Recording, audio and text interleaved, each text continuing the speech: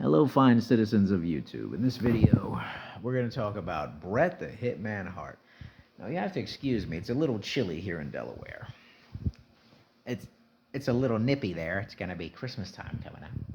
Well, anyway, Bret the Hitman Hart. So my childhood hero, Bret Hart, in his old age, he's deciding to say that Shawn Michaels and Vince McMahon are gay lovers.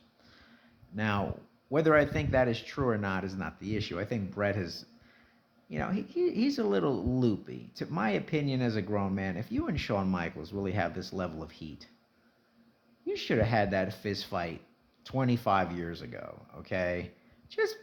You should have just beat the brakes off the guy and then accepted the consequences. Because this whole I'm going to keep talking shit about you, especially after they were both, hired in 2010 to go out there and hug it out and say they forgave each other. Bret is just getting zany. I would have just beat Shawn Michaels' ass after that situation, let it roll, and it is what it is. Not keep every year talking about, he's horrible. Shut the fuck up or beat his ass, Bret. That's all I gotta say when it comes to that. Now, his other comments are Sheamus can't throw a punch. I've never noticed Sheamus's punches. I'm not a Sheamus fan, but I'm not going to say that I noticed, okay? MJF isn't any good. I think MJF is a great wrestler, but I'm not an expert.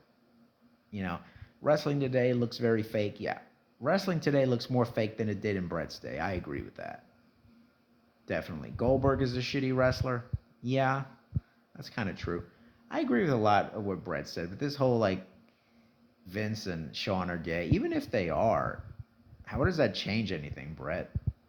If you wanted to beat Shawn's ass, you should have just beat his ass, dude.